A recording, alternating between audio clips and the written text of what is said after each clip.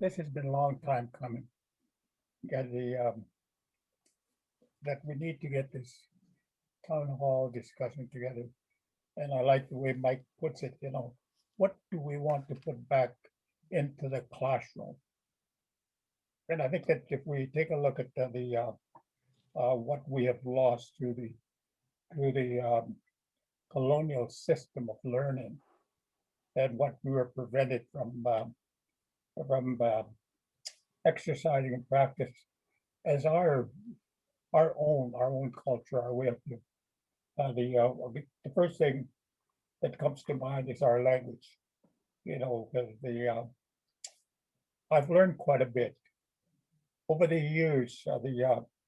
I've been involved in politics on Aboriginal rights through the Indian Association of Alberta from 1966, and I've gone from there all the way to the National Indian Brotherhood in 1979 to 82 as the vice president of the National Indian Brotherhood, which is now the Assembly of First Nations.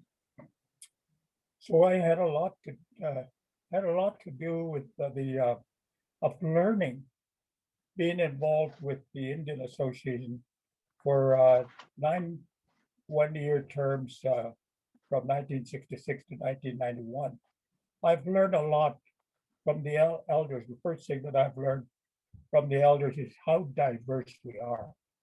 There is no one system in the classroom across the country that's going to work. But this is where we have to recognize the diversities of each First Nation, because each First Nation have their own ways of doing things. Our culture is different. Our languages are different. Our ways of living is different. And particularly today, we are living in that time of change, the evolution of time of the modern world makes it very difficult for us to try to get back what we have lost. It seemed to be a slow process because a lot of us are so indoctrinated into the colonial system. I think Mike touched on that on a little bit about about how we're still not too sure whether our system is going to work. So I thought in the few minutes that I've got, I just want to share my experiences, the shall I call it political experiences, right from the beginning on education. I was one of the writers. We had a number of writers in Alberta, Treaty 6, 7, and 8, on the uh, Indian control of Indian education in 1972. And this is one of the things that we talked about, is we need to establish a, uh, a national organization that can work on the commonalities that we all share across the country about uh, about education. What do we want to put back into the classroom?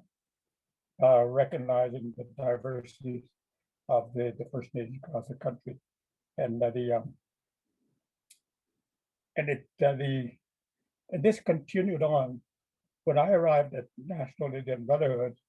The we had a little bit of difficulties there in with the Constitution. Where do we go? How do we approach the Constitution? What do we do if we're called to the negotiation? And the for some reason, the I was appointed by the Joint Council of the National Indian Brotherhood to to be the lead negotiator or to be the spokesman. People say leader, and I said, no, no, I was not a leader. I was just a spokesman. I was only speaking the words of the people that we had there, which are the elders, and that was a learning, a very very uh, well respected learning process that our elders put me through. And when I arrived, and when I was put in that position, I asked for elders from across the country to come and share with me what do they know about treaties and Aboriginal rights? Where do we go? What do we do? And I remember the first time that I met with them, some elders have said, look, you know, it is time that we all speak as one. We know you're Nakota. We know you're from Alberta. We know you're Treaty 7. We know you're from the province. But when you're here, you are all of us across the country. You represent the First Nations across the country. So you need to know who these people are. And that was I really appreciate that teaching. And I raised the question, how do I get to know these people? They said, okay, we live in two systems. The first system that we live by is being suppressed by the colonial system of superiority. That mindset of superiority, that somebody rules over us and that we are subject. And if you look at that is you look at the British North America Act, where section 9124, it says that Parliament has the authority to legislate. And if you look at some of the text of the treaties, it also says that we're supposed to be benevolent subjects of the crown. So there's that system that they talked about. And they said, okay, our system is not. Our system is laws that is given to us by the Creator to live in peace and harmony. We are one. That's what you need to know. And to do that, is that you have to be a listener. Be a good listener. Don't be talking too much. Even if you don't agree with what people say, they have the right to their opinion. They have a right to their opinion. They have a right to be heard. Listen to them. Even if you don't agree with them at that time or do not accept it at that time, they said when you think about it, you're going to learn from them that everybody has a right of opinion, no matter who it is. And and that's what really helped me to understand where our people are coming from and what they want in the Constitution. And to help me with that, the elders also said it's time that we put our own laws on paper. We write our own laws because we're so evolved in ever-changing world that if we don't do it now, if we don't put our words on paper, we're going to lose it. Our young people need to understand who they are. They need to understand that we live by laws that are given to us by the Creator to tell us what our roles and responsibilities are in this world that we live. And that's when the elders talked in length about I don't know if any of you were aware that there was a declaration that was signed by the majority of the chiefs in 1981, and that's a declaration of the First Nations in November 1981 is when the majority of the chiefs signed that. Those that were in Ottawa at the time of the presentation signed that in Ottawa, and then the co-chairs of the Joint Council of Chiefs, which is Charles, ex-chief Charles Wood from Saddle Lake, Alberta, and Dennis Alphonse from Vancouver Island. They were the co-chairs of the council. They took this document across the country for the rest of the chiefs to sign.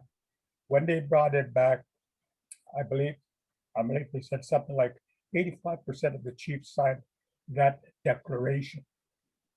Where that declaration is very clear that it's totally different from the colonial system of law, which somebody rules over you.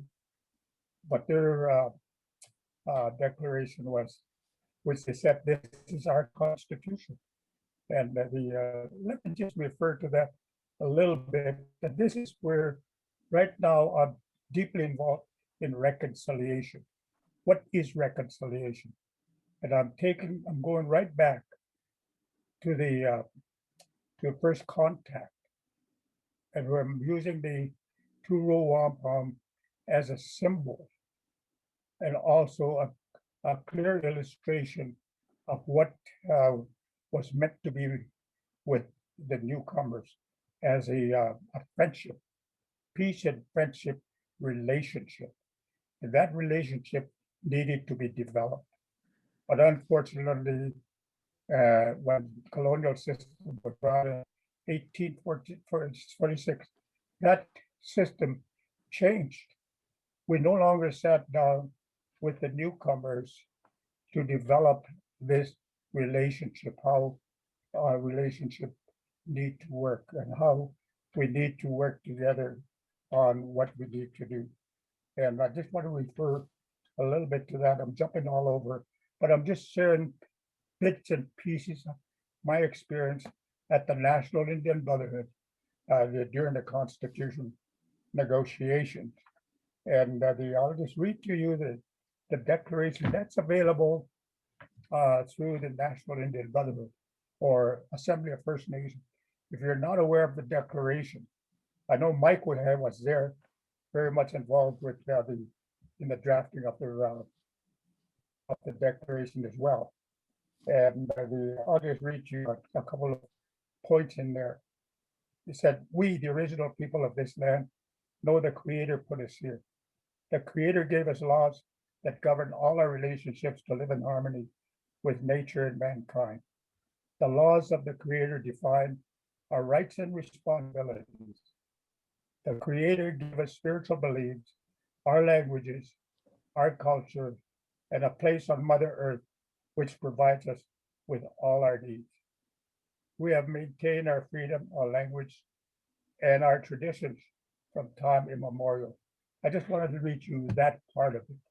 They said, this is who we are. And when Mike was asking, what do we need to bring back to the classroom? That's what we need to do, to bring this back into the classroom so that they know we are the first people of this land, that we have our own system, and that the systems have to be in the classroom. And I just heard from my friend Saul Sanderson out of Saskatchewan, who was one of my key partners in lobbying the governments on those sections in the Constitution. That Regina has now, the city of Regina has now agreed to include treaty and Aboriginal rights as part of their curriculum in public schools, which is great. This is the only way that we're going to get back what we were suppressed. Our ways were suppressed by the colonial system. And I've been trying to talk to the leadership about reaffirming this declaration. And we're now getting some people that are seriously looking at it, because it's a declaration. Our elders put it together to say it's time that when we're talking to governments about the spirit intent of the treaties, this is where it's coming from. And it's time that the government is made aware that this is what we live by. And that's what we did during the Constitution negotiation from 1979 to 81, particularly that last part of 81 before patriation.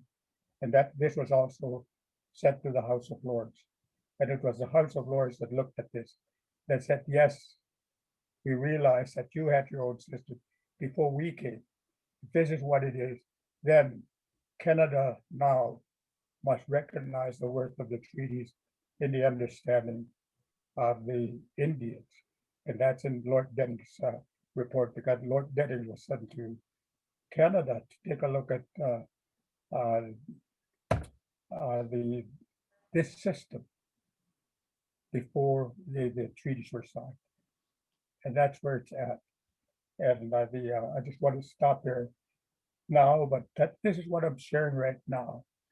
I'm on truth and reconciliation, heavily through the learning institutions here in Alberta, and and I'm reaching out, and other elders are now reaching out to me about to share with them where did this declaration come from, and what does it really mean. And right now, I'm doing a paper on my recollection of how this declaration came about. This is the first, there's two parts to it. The Declaration of First Nations, and then the second part is the Treaty and Aboriginal Rights principles that are also in the Constitution. The language and the terminologies used in this declaration is found in section 35, where it says hereby recognize and affirm. And that's part of the section part two of this declaration, Treaty and Aboriginal Rights. And section 25 of the Constitution is also part that came out of this declaration.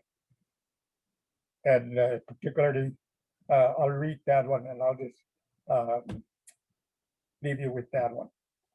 Treaty and Aboriginal Rights principles. 1, Aboriginal titles, Aboriginal rights, and treaty rights of the Aboriginal peoples of Canada, including A, all rights recognized by the Royal Proclamation of October 7, 1763.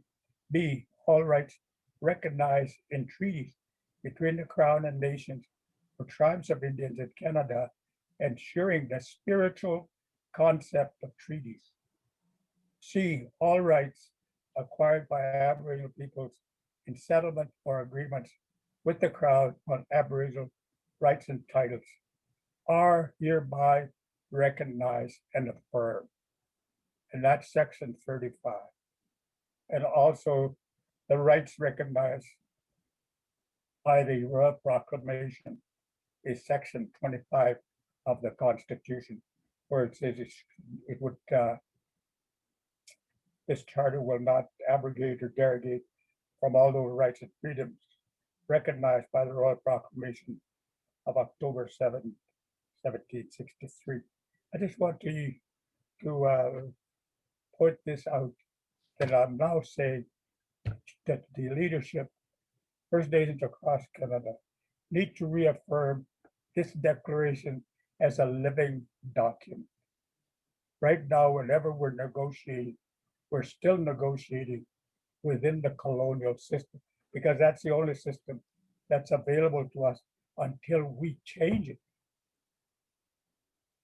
Until we go the constitutional rights, constitutional route, and these are the rights that are recognized and affirmed by Canada in section 35, and also supported by section 25. And the rights of individual rights is also recognized in section 15. So I just want to share that with you. And these are some of the things that I would like to be brought into the classroom, so that our young people, not just the the indigenous people, but our young people will know who they are, how strong they are, and how strong they need to be to survive in the future.